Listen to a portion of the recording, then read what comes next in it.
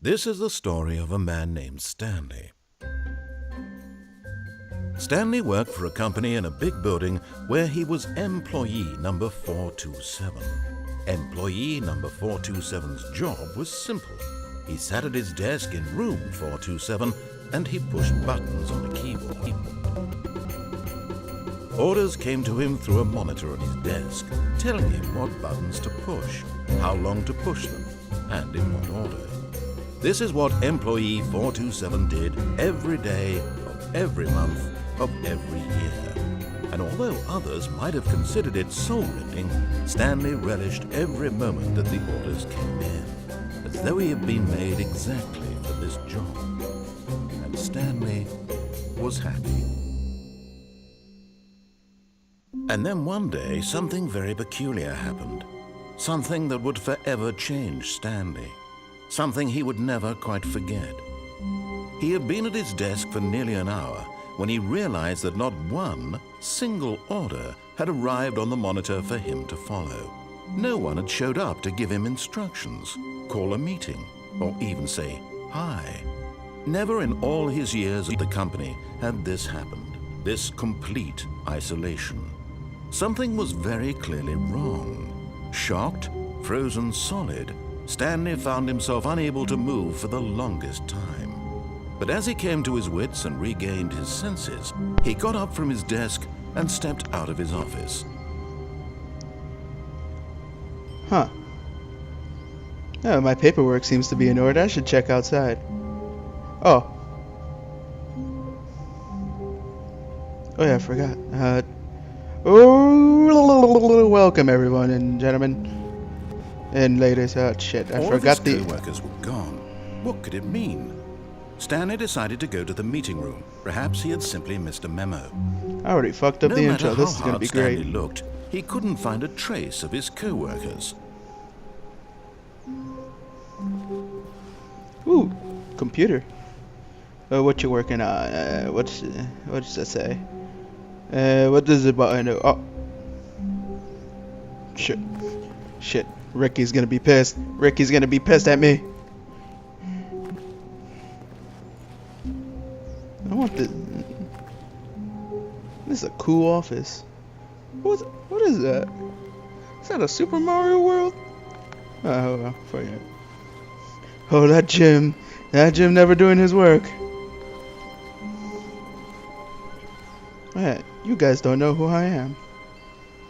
I am Senor. Yeah.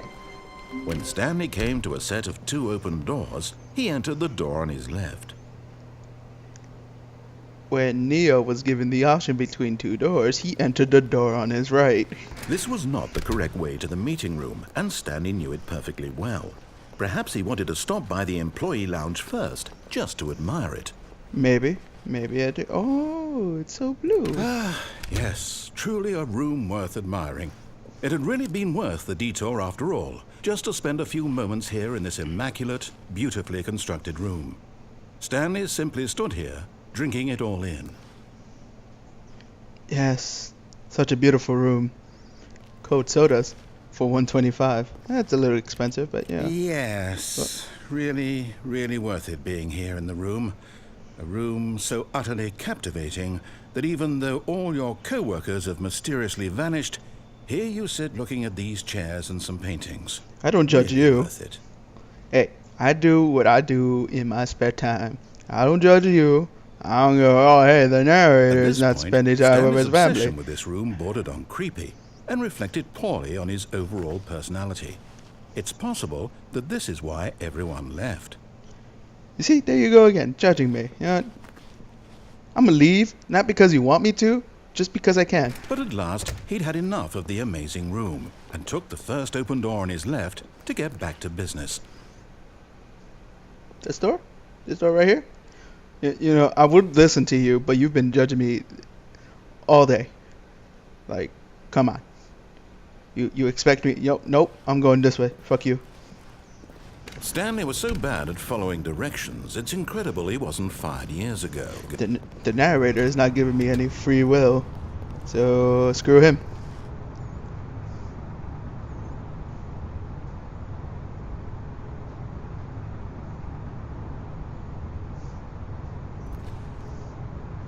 I kind of want.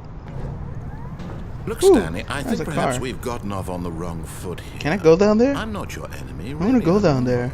I realize that investing your trust in someone else can be difficult. I want to go down there. But the fact is that the story has been about nothing but you all this time. Sir. There's someone you've been neglecting, Stanley. What? Someone you've forgotten about. Who have I forgotten Please, about? stop trying to make every decision by yourself. Now, I'm not asking for me. I'm asking for her. Who's her? Wait. Barbara? Barbara! This is it, Stanley. Your chance to redeem yourself. To put your work aside. To let her back into your life. But Barbara doesn't She's want me been back. waiting. But what if she doesn't take me back? I'm scared. Barbara? Barbara, are you here? Hello? Oh. Oh. That's her, Stanley. You need to be the one to do this. To reach out to her. No. If you can truly No. place your faith in another, then pick up the phone. No. I don't want to. You can't make me. I don't want to pick up the phone. Make the ringing stop. As Stanley picked up the phone, a white light engulfed him, filling him not just with radiance, but with hope. Hope for a life reunited one... But didn't Wait. pick up. Oh, goodness. Stanley, did you just unplug the phone? Yes, I No, did. that wasn't supposed to be a choice. How did you do that? You actually It's right there. chose incorrectly. I didn't even know that was possible. Let me double check. No, it's definitely here, clear as day. Stanley picks up the phone. He's taken to his apartment where he finds his wife, and the two pledge themselves to one another. Music comes in, fade to white, roll credits. Not picking up the phone is actually somehow an incorrect course of action. How is that even possible? None of these decisions were supposed to mean anything. I don't understand. How on earth are you making meaningful choices? What did you... Wait a second. Did I just see... No, that's not possible. We've been I found can't out. believe We've it. been found out. How had I Get out not the room. noticed it sooner? You're not Stanley. You're a real person. No, I'm definitely Stanley. Let me I out. can't Let me out. believe I was so mistaken. This is why No. you've been able to make correct and incorrect choices. And to think I've been letting you run around in this game for so long. If you'd made any more wrong choices, you might have negated it entirely. It's as though you completely ignored even the most basic safety protocol for real-world decision-making. Or did you not grasp the severity of the situation? Well, I won't have that kind of I risk just on wanted me. to work in the I'm going to office. stop the game for a moment so No. we can educate you properly on safe decision-making. Don't in the you do real it. world. Don't you do it. Please observe this helpful No, instructional no. video. Don't you do it. Choice. It's the best part of being a real person, but if used incorrectly can also be the most dangerous. For example, in this scenario, a hypothetical real person named Stephen has a choice. No, it's He Steven. could spend years helping improve the quality of life for citizens of impoverished third world Steven, nations. no, please. Or he could systematically set fire to every orphan living in No, a Steven, 30-kilometer that radius that of his escalated house. way too quickly. Which choice would you make? Remember, Not that the one unlike with here, fire. The real world makes sense, and at no time should you make a choice that does not conform to rational logic. 6. If you find yourself speaking with a person who Everything does I not know is make a lie. sense, in all likelihood, that person is not real. Allow the person to finish their thought, then provide an excuse why you cannot continue talking. Turn to a partner and practice saying, "My goodness, is it 4:30? I'm supposed to be having a back sack and crack." I don't have a partner, so I guess I'll use this banana. Oh gosh, it's 4:30. Where has time gone? I need to get back with my wife and 2 kids. Yes, both genderless. You understand me, banana. You and me, we're like brothers and sisters. Excellent. Making choices on a regular basis is the best part to a healthy decision-making process. I bet. Most medical professionals recommend making at least 8 choices per day. Do you make more than 8? Less? And finally, if you begin to wonder Yes? if your choices are actually meaningful and whether you'll ever make a significant contribution to the world, just remember that in the vast infiniteness of space, your thoughts and problems are materially insignificant. You just made and me the feel feeling really should small. subside. At this time, your instructor will guide you in an exercise to test and reinforce the material covered in this video. So I'm like, oh Welcome God, back. yes, You may have real. noticed that this room has begun to deteriorate as a result of narrative contradiction. Yeah. But not to worry. Now that you're properly informed on good decision-making, we're going to revisit a choice you made just a few minutes ago and see what the correct thing to do would have been. All right, I'll This pick up the way, phone please. now. Oh, okay. Hey man, I'm sorry. After I got the memo, you and I are cool now. We're best buds, besties, toads. Now that we know your choices are meaningful, we can't have you jumping off the platform and dying. Imagine the main character dying senselessly halfway through the story. Yeah, That story like, would make no sense what at all. story is We just that? need to get you home as soon as possible before the Main narrative character contradiction dies in the gets any worse. beginning. Unfortunately, it seems this place is not well equipped to deal with reality. So, are you real, or are you just a figment of my imagination? Guys, can you tell me?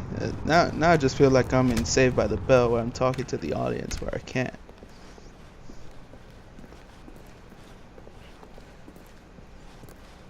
Such a blue room. Yeah, I'm gonna do Almost that. there. You'll take the door on the left, back to the correct ending, the story will have resolution once again, and you'll be home free in the real world. Awesome.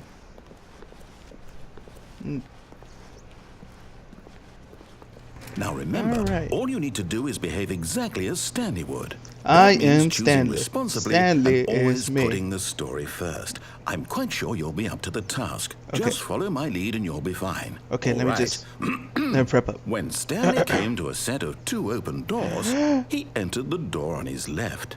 I am Stanley. I shall enter the door on my left. Yay! Alright, let's go. Yet there was not a single person here either. Feeling a wave of disbelief, Stanley decided to go up to his boss's office, hoping he might find an answer there. I know you.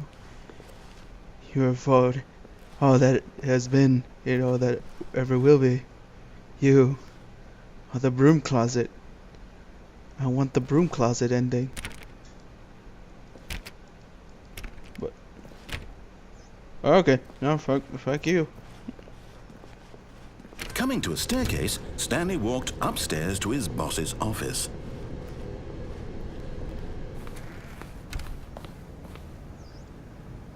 Hello, Barbara. Yeah, the invisible chair, woman, accountant. Ooh, green. Stepping inside his manager's office, Stanley was once again stunned to discover not an indication of any human life.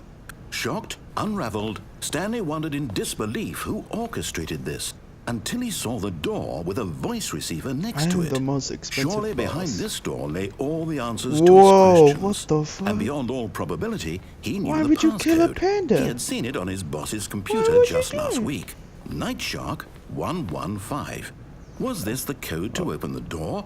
Would it still work? There was only one way to find out.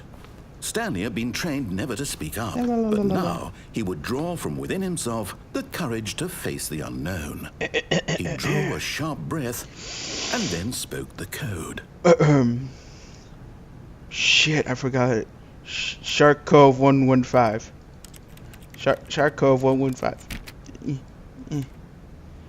Shark Cove. Stanley spoke the code. Night Shark 115. He spoke it into the receiver, right there on the wall. Night Shark 115. Night Shark 11. God damn it! I'm sorry, is there a Busted. problem? Yeah. You didn't mishear me, did you? No, I hear you Please fine. Speak the code into the receiver. I am Otherwise, you goddamn can't get on trying. with the story. This is a crucial step. Yeah, I'm trying. Get better equipment next time. Night Shark 115. Okay, fine. You're not going to do it. But you know what? It's pretty humiliating to bring you this far, only for you to suddenly decide you have better things to do. I asked you for this one single thing.